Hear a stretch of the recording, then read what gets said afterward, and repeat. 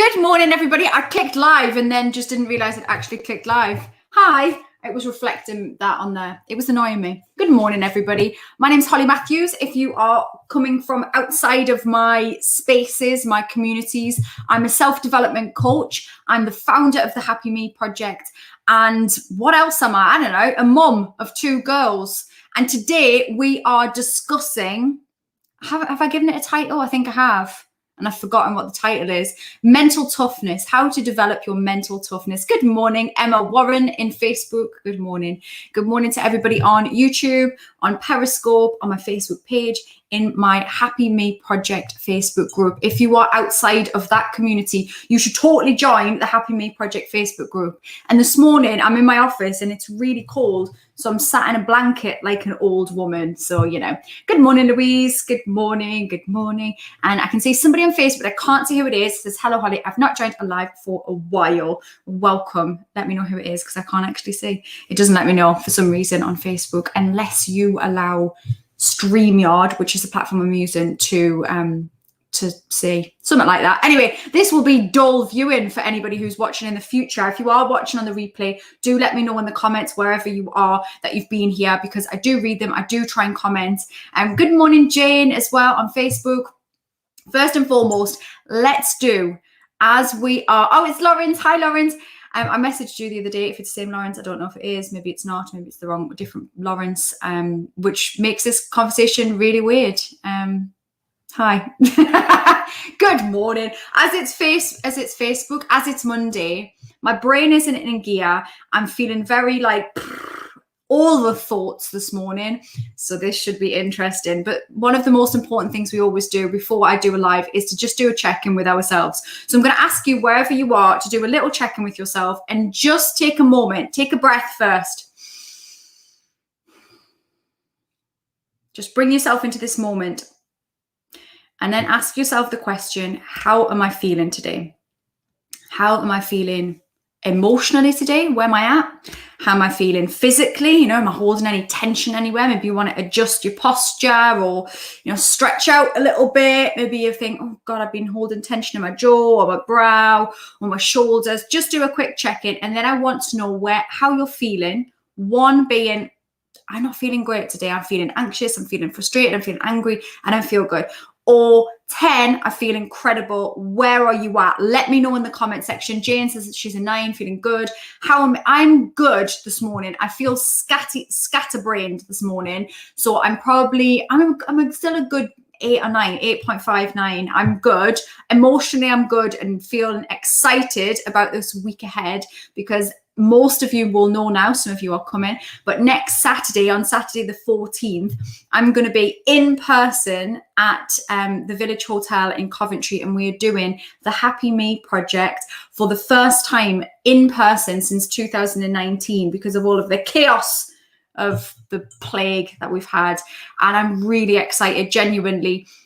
We've got a lovely bunch of people that are coming this weekend, and I'm sure some of you will also be joining as well. There's links to the tickets for that. It's 12 till 4, and we'll be talking about all of the kind of stuff that I talk about on all of my social media platforms, but we'll be doing it in person, and we'll just get to do a little bit more, and I'll get to chat to you guys properly, and we can dig a little bit deeper, and we can have cups of tea and coffee, and you can relax, and it's going to be a really good day. If you are in the UK, you should totally try and attend that. I know for some of you it'll be a little bit far this time. I can't promise when I will do this again, and I know that so many of you, it just hasn't been the right time, and I get it, and I'm gutted that some of you guys can't come. But if you are on the fence, and you're just feeling a bit nervous and you're just unsure, there's a really lovely bunch of people. People are coming on their own. Some people are coming in groups, but some people are coming on their own. And it's a small group. It's not a massive group. If you're worried about going back into crowds and things like that, I've made sure that there's a cap on how many people are coming. And if you have any questions, just fire them at me, because I'm sure I can alleviate some of that stuff. So Emma is a 9 pushing a 10, totally feeling it, love it. And Jane's coming, she can't wait. Louise is a 2, but I'm on holiday. Amazing, you're on holiday. Are you just off work? Are you actually away? Oh, that's exciting, welcome. Sophie is a 9 today, incredible. Martin, good morning. Hello on YouTube. So it's really important for us to check in with ourselves, especially at the beginning of the week, just to work out how am I feeling and what can I do about it. And if you check in and, like Louise, you're feeling on the lower end of things, what can you do to move yourself up a notch? And that's all that. Good morning on Facebook. I can't see who it is, but good morning. If you are at a 10 or a 9 or a higher number for you, just be in it, be blissfully in it. Claire's a 6 today, tired, feeling a bit tired. Yeah, I'm feeling a bit tired. I don't know if it's the weather as well. Like, it feels quite dull. That's making me feel a little bit like heavier, hence the coffee, which will be fun in a short while. So today we are talking about mental toughness and what that means. I've been reading a really nice book on it, actually. Let me find it for you. The Mental Toughness Handbook. I mean, I say I've been reading it for about, a year, but that doesn't matter, does it? So this is the book that I've been having a little look at and getting some ideas from. And I thought I would share some of them with you because, because it's good to build our mental toughness. Mental toughness, let me just caveat that, does not mean a void of emotion, like emotion or not crying or any of that stuff. It's not like some soldier. We're building our mental toughness. We're going to be these soldiers that never feel anything and life doesn't even touch us. That's not what mental toughness is. In fact, being mentally tough allows you the space to cry sometimes. Sometimes we meet people, don't we? Or we are people where we have these barriers. And to the world, they might think, God, that person is so tough. They're so strong. They've got such a hard edge. That doesn't mean actual mental toughness, because sometimes we've just built those barriers because tough stuff has happened, and that's been our coping strategy. But that's not real mental toughness. That's just having to get through stuff. That's just going, I just had to get through it. And so I had to be the loudest in the room, the meanest in the room. I had to be the one that didn't let anybody in. I had to be that person, I had to be closed off emotionally. It's not really mental toughness. That's just a coping strategy. And it makes sense at times, and we all have to do that sometimes perhaps, but it's not. Real mental toughness is crying. Real mental toughness is allowing yourself to be emotionally vulnerable. It's allowing people into your space. That's real mental toughness. And it's not easy. It's not easy at all. And I can see that Louise is saying she's just in Hexham and needed to not work. Sometimes we need to just not work. And it's an important part of building. Understanding yourself is actually the key factor in mental toughness, because then you can see when, like Louise, you are feeling a bit stretched, whether that's work, whether that's emotionally, whatever's going on for you physically, and you can be aware enough of what's going on for you that you can go, nope, at my limit, at my capacity. It was a bit like the girl, why has her name gone out of my head? The girl at the Olympics, the gymnast. And I mentioned her on my social media as well, because she was the one that said, nope, at my capacity, at my limit, I have to stop, and was vilified across the press and by idiots, in my opinion, who said she should have just kept going. But that's not real mental toughness. Is exactly Simone, is that who it is? Is that her name? It's coming to my head. Real mental toughness is being able to go, I see that. And this, like, her mental toughness is absolute, like, the pinnacle of mental toughness. She saw that, she recognized, like Louise, she was feeling at her capacity, and she did something about it in the face of, like, the world, which hers was on another level. That's mental toughness. That's being able to recognize all of the things that we need. Someone's saying, I'll come to a Happy May project meeting sometime. I'd love to meet and thank you in person. I can't see who that is, but I would love to have you with me at some point. And I know that sometimes it's not the right time. Sometimes you haven't built enough strength or mental toughness to be able to do something yet, and it's okay. You guys who are watching this are part of my community, and that doesn't dissipate because you aren't able to do something or you aren't able to get that thing. It doesn't. Like, that's the whole point of what I do, is that it's inclusive for everybody and when they're ready. And thank you. You're thanking me now in person, and I appreciate it. Well, not in person, but you know what I meant. Publicly, I meant. So let's dive into some thoughts on mental toughness. So I want you to start thinking about the stuff that you've gone through, right? You guys have been through some stuff, however big or small, and some of it's been tough, hasn't it? Some of it has not been comfortable. You've had losses, you've had deaths, you've had ill health, you've had relationship breakups, job losses, failures, all of the things that we have as human beings, and they are tough stuff for us to go through, okay? Now, we could sit in a space of going, right, life is just miserable. Nothing good happens to me. Things happen in threes. There'll be something else bad coming. We hear people say all of this stuff. We could sit in that space, or we could recognize the power of having gone through that stuff. I know when you're in the thick of it, you're not thinking about this, but we could recognize that the past, your past, the stuff that's happened to you at this point, up to this point, the tough things that have gone on, is your training for your future mental toughness. You guys right now would not be as emotionally strong and capable and empathetic as you are had you not gone through the stuff that you've gone through. And if we can start to recognize, and maybe we'll get better at recognizing this quicker, more in the moment, that whatever we are going through is growing us, and it is teaching us to be stronger, to be braver, and to be better people in society. Because actually, when we go through stuff, we can then understand other people's pain far better than we would have before.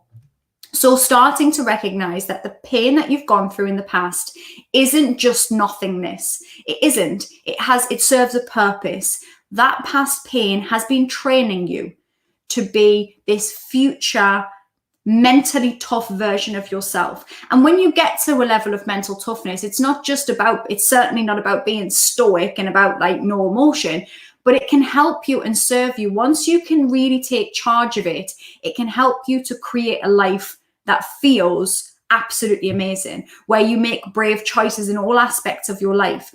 And for some of you right now, you might not know how to channel that, not quite yet. So you might have had some tough stuff and you're like, ouch, life happened and it was like minging for a bit, and it might still be quite hard right now, and life's happened and you can't quite see how to use this pain for something good. But I promise you it's there. It's available to you. It's just waiting for you to work out how to do that. Martin says, I've been through so much. I'm at Olympic levels of toughness some days. You really have. And I know like this much of it. And I know you really have. And you are. And it is almost thinking about life sometimes like that. That it is, we have these challenges, and it is almost like, if you think about it like a sporting event, your life is a sporting event. You have these challenges. Some of them are really tough.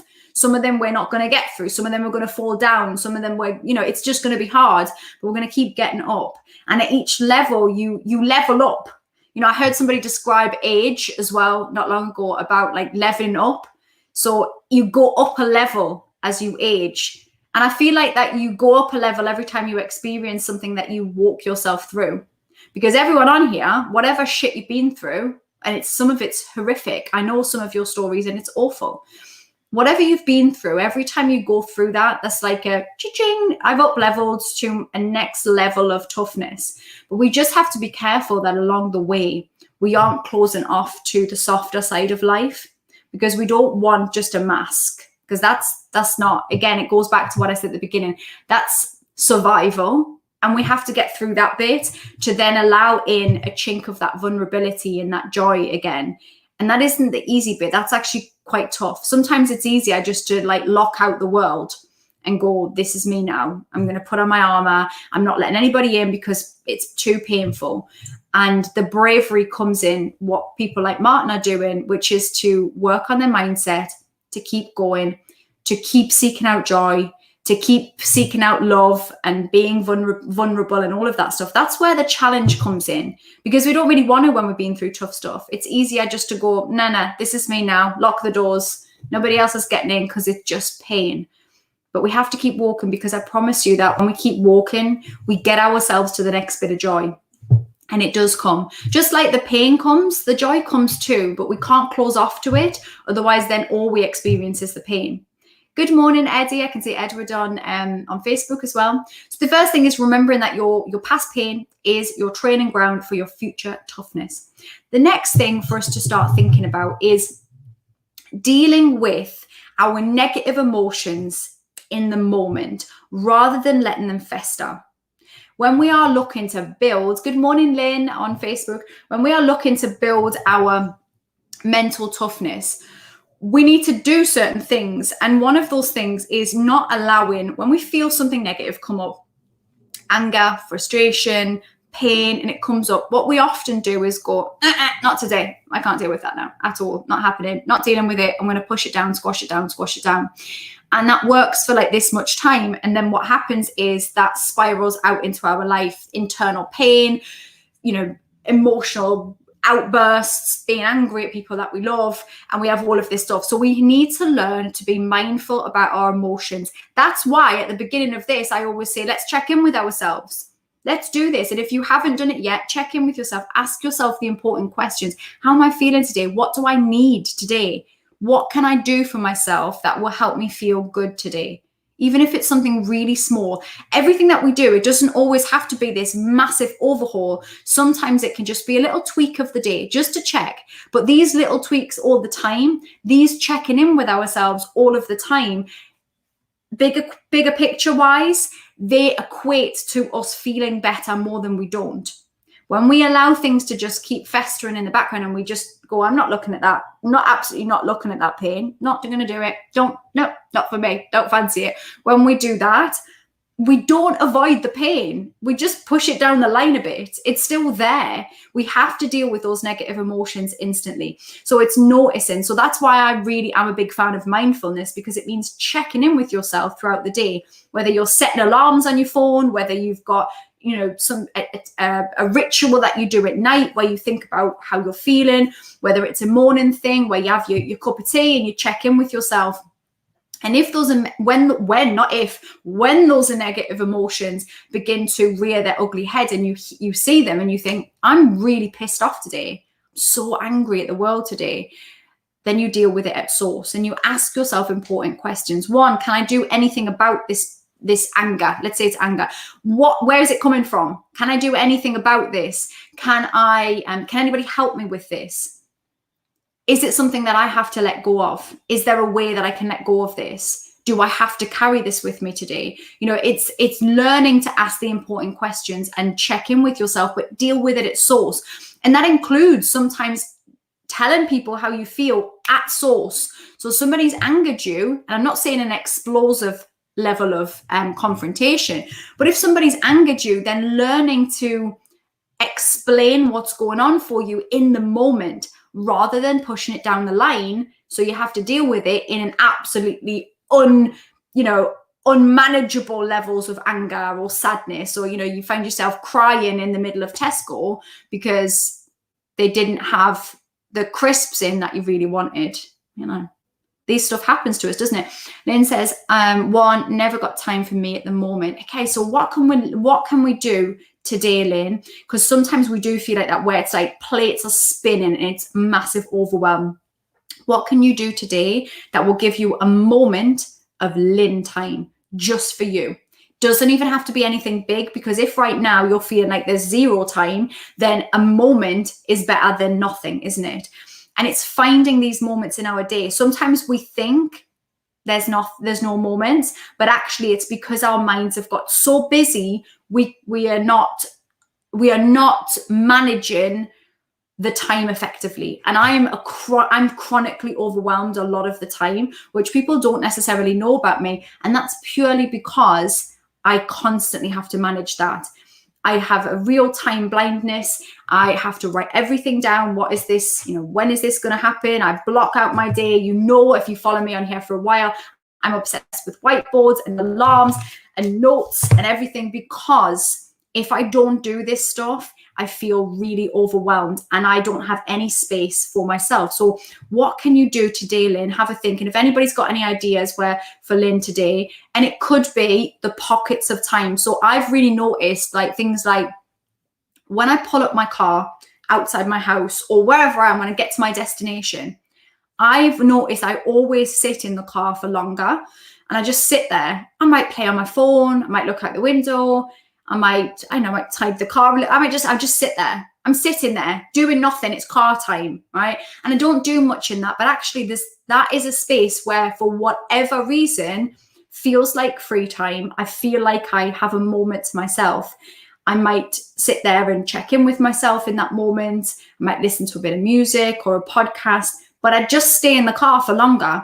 And I don't know whether that's a psychological thing that I If I go in the house, then my brain will not give me space for free time because I'll be thinking about the washing, the house needs cleaning, this needs doing. Whereas if I'm in the car, I don't have to do anything for a moment. So are there times in your day when you can just give yourself a minute, just a breathing space?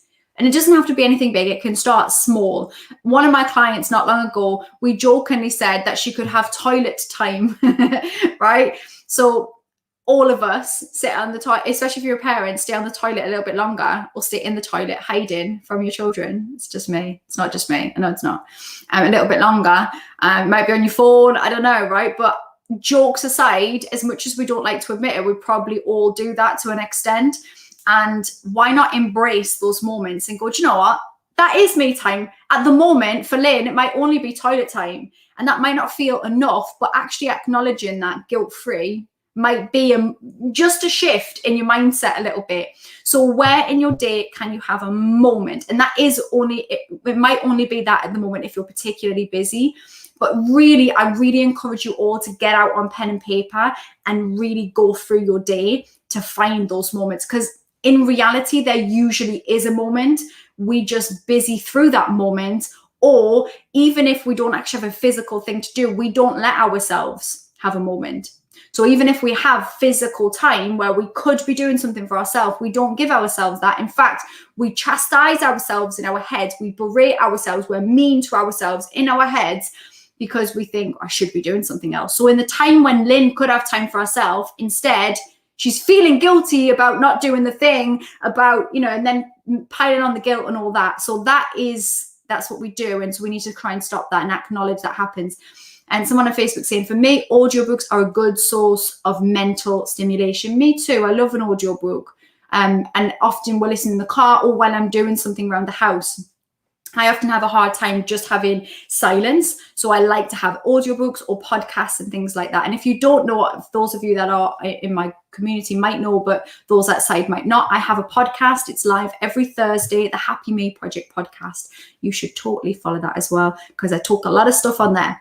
So lastly is when we're building our mental toughness, and this might be something that many of you are struggling with right now, is building your tolerance for change. So we've had a lot of still time in many respects over the last 18 months. We had some fast-paced change when we were told there was, a pandemic and all of that. And then things we got into that new rhythm of we have to go indoors, and then we were told to go out, and we had this new way of working, this new way of living and all of that stuff. And actually for many of us, our tolerance for change isn't amazing. And building that tolerance for change is really key in our mental strength. Yesterday I went to a birthday party for a friend of mine's daughter, and there was quite a lot of people there. And I know for some people, having spoke to them, that it was quite nerve-wracking going back out into that. Fine, actually, once they got there, but the build up to that change of leaving the house, of not doing the regular stuff, had actually become something quite challenging. I can see Tekla is on YouTube. Tekla says, hi, Holly, just had foot surgery 2 days ago, and it was so scary for me to do, let alone painful. But I'm so proud of myself that I did it, as it will help improve my life. Absolutely. Well done you. Because it is scary having to do things like that for many, many people. To go into surgery, especially right now, I'd imagine it was a little bit different with the rules of things. And it's a big deal, and well done, because it is going to change your life and it's going to be so worthwhile. And that's why we have to push ourselves often through that discomfort. That discomfort of change, of doing something different, of taking the scary step of having to go, I need surgery, or I need to go to the doctor. I know some of you are sat here today and you need to go to the doctor for something and you've been putting it off. Today's the day. We rip the bandage, you call the doctor, because the majority of the time, it's not as bad as you think it's going to be. But this in here is going to make it massive. And maybe it's not the doctor. Maybe the change is that you need to have a conversation with a friend or your boss at work. You need to talk to them about your mental health. You need to discuss that you need some help with your job, or something's not working. And all of these things, when we don't do them, when we don't make that change, when we don't push ourselves a little bit out of our comfort zone, they're worse in our heads. I know it's horrible. none of us like it. Even I class myself as a confident person. That doesn't mean that I don't hate doing some stuff. I hate having certain conversations, certain confrontations. Of course I do. Of course we all do. So it's learning, how can we build that tolerance for change? What do we do to build that? How can we create this habit where change isn't this big scary thing? And actually change can be wonderful. I'm sure that you guys can think of a time in your life where you had some change, maybe even some really big change, right? But actually now looking back, you think, oh, thank God I did it. Oh, I'm so glad I did that. I'm so glad for that change. It's too easy to go and focus on all the bad change that we've had. But what about the good stuff that happened? There's been good stuff. I know your negative inner critic brain wants to go, no, there hasn't. Life's been very, very tough. All of it's tough. But there were pockets, there were moments. There's been moments when you made a change and it was brilliant. In fact, we had in the Happy Me project a lovely lady who was sharing her experience of being at one of my workshops a couple of years ago. I think it was in 2018 in Nottingham. And I remember the conversation we had afterwards where she was on the cusp of some change and it was all work related. And she was like, I might want to do this, I might not. And she came to my workshop and we talked about all the things that I talk about in my workshop. And after that, well, she made the decision at the workshop, actually, that she was going to change her life and her work, and she was going to leave her job and she was going to start her own business. And she did it. And she did it at the workshop. She made the decision and she actioned it. And it was big change and it was scary change. And she posted into the Happy Me Project Facebook group this week about how grateful she was for that clarity of change. But she's done that and she's changed her whole life for the better. And that's wonderful. Change can feel scary in that initial stage. And all of us feel that because we all want to control things and our brain wants things that are certain and definite. And we know life isn't like that. So how can we build our tolerance this week to a little bit of change? What can you do that will mix it up a little bit?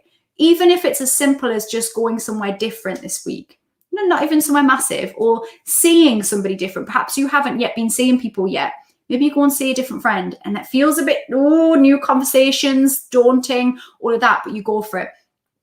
Emma says, as you know, the past few years have been tough, but the changes that have come from the journey have been so much better than I could imagine. Absolutely. And this is the key. It's going back to what I was saying at the beginning about how all of the stuff we go through really can shape us if we allow it. That doesn't mean in the moment we don't feel that it's hard, because we do. And sometimes we're looking back on it in retrospect and recognizing where that pain has helped us, and we might not notice it in the thick of it. It's hard to then, but it will. And if you allow it, you can make the best changes for yourself. Because I think when we go through tough stuff, we strip away a lot of stuff that we were holding on to, a lot of stuff that we cared about. I mean, years and years ago, I used to be like, when I first had my daughter Brooke, and I suddenly got stretch marks on my stomach.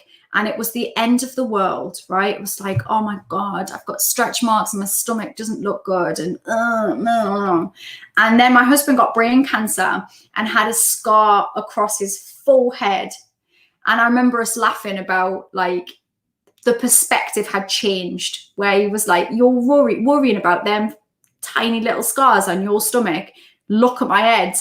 And we suddenly realized the perspective had shifted in an instant. And when you go through tough stuff, whatever that is, it shifts a perspective of some description. Tekla going through her surgery felt scary, but maybe it shifted your perspective. I don't know if you've experienced something like that before. Maybe now shift your perspective of when you speak to other people, on how you see certain things, on how you appreciate your body. When we go through stuff in our health and our body isn't doing what it's supposed to be doing, how much do you appreciate it when it does do something good, And so these are really important shifts in our lives. And our lives, there are many different shifts throughout our life. And we can decide whether we use that stuff and we use it to make our life better, or we sit in that pain. We get that choice always. It doesn't feel easy. And I had a conversation on Twitter with somebody this week who was not arguing, but debating with me whether happiness was something we should be aspiring to. I mean, yes, it is. Of course we want to be happy. I think what this guy was saying is you can't understand happiness without pain, and that is correct. But his argument was, well, all the best things happen through pain. And I was like, well, you're kind of on the same wavelength as me here, in that I believe that we use that pain, we reframe it, and we use it for good. But I'm not saying we should not want to be happy, because we should, and happiness looks different to all of us. Happiness can be just moments of contentment, and we don't need to have, like, happiness doesn't have to mean this big stuff all the time. So have a think this week. I saw an exercise in this book that I just mentioned, the Mental Toughness Handbook, and I thought it might be a nice one to read to you, and maybe you want to have a little go at it. So the exercise is this: write down 3 habits that you would like to develop. So 3 habits are going to help you towards that mental toughness. And then next to each one, write down 3 things that you can do starting today to develop that habit. Okay. So it says, for example, suppose you want to boost your confidence. Let's say some of you, and I know some of you because I've spoken to some of you, want to boost your confidence. First, you might commit to saying hello to 5 strangers each day. Okay, and that might be a big deal, right? Second, you might decide to evaluate that critic. So when the inner critic comes up in your head and it goes, you're a rubbish person, you're ugly and fat and you're a loser and nobody wants to talk to you, right? All of the bullshit we have in our heads. Maybe you then challenge that. So you challenge that. That could be a new habit building thing that you do. Or it gives another example of, thirdly, you might commit to saying no to others to focus on yourself. That could be you if you want to build that confidence. But pick something this week, something that you want to build a good habit of. It might be that you want to develop the habit of seeking out joy. So Louise is saying that I just want to be happy. Yeah. And you won't be happy all of the time. None of us will. But it's about seeking that joy. So maybe this week, Louise, you cultivate the habit of seeking out joy. That's all you're going to do. And then you write down 3 things. How will I do that? Well, maybe I'll look at gratitude every day. I'll be aware of the joy that's already here. 2, maybe I'll try something new. I'll go somewhere new, because then it gives me an opportunity to potentially seek out some happiness. And then think of a 3rd one. I can't think of a 3rd one, but whatever. You think of a 3rd one that helps you to cultivate some happiness. Maybe it's that you keep in touch with friends, or you reach out to people in this group, in the Happy Me Project Facebook group, or you make a new friend. Seek out some joy. Maybe that's the habit that you want to build. I think that's a habit we should all build, actually, whatever your other habits you're building are. So for guys, I'm going to finish up today. For those of you that don't know, next Saturday in the UK, in the Midlands, I'm doing a live in-person event. The Happy Me Project is back in person, and you guys are invited. There are still some tickets. There's not many tickets left, because I am trying to keep it a small group. There's about 5 tickets left, and then I want to say stop there. So if you are on the fence, or you're waiting for whatever reason, get your ticket now, because I can't promise they will definitely be there by the end of this week, because we'll always have people that want to jump in at the last minute. But at the workshop, we're going to be talking about limiting beliefs. We're going to be talking about what's holding you back. We're going to be talking about boundary setting. We're going to talk about, I don't know, loads of stuff, but we're going to be thinking about you, your mental health, and how we can help you to feel more happy and less crappy. There will also be the chance to win a mantra necklace. So Mantra Jewelry are sponsoring the event once more. You'll be getting a notebook, and you'll be getting some stuff to do. There'll be teas and coffees there. There'll be good people. It'll be very chilled and relaxed. I will not, I promise, make you stand up and talk about yourself. I won't, unless you want to, in which case do you, and you can. But I would look forward to seeing lots of you there. And for those of you who are outside of this, the UK, or you are just not able to come on Saturday, I do have things coming. I have mentioned this before, but there is going to be a membership coming, and that is going to be available across the world. So Tekla, I think you're out in America still. And those of you outside of the UK, this membership is going to be available for you. And it's about regular check-in, regular accountability, and me helping you to build that life. And I'm on one at the minute, guys. Seriously, I'm just not, I'm ready to help as many people as possible, and I'm excited about it, and I'm going to be doing some stuff. And if you want to feel more happy and you want to find ways of being able to do that, then you're going to want to get involved in all of this stuff and get around me, because I'm going to help you to believe in yourself. If you hang around with me, knock about with my groups and my communities, I'm going to make you believe in yourself. Okay. I'll speak to you all very soon. Have an amazing week. Make sure to comment in the Happy Me Project Facebook group. If you aren't in there, join it, because it's a great space to hang out. And I will no doubt be chatting to you in those spaces across the week. I'll speak to you soon. Peace.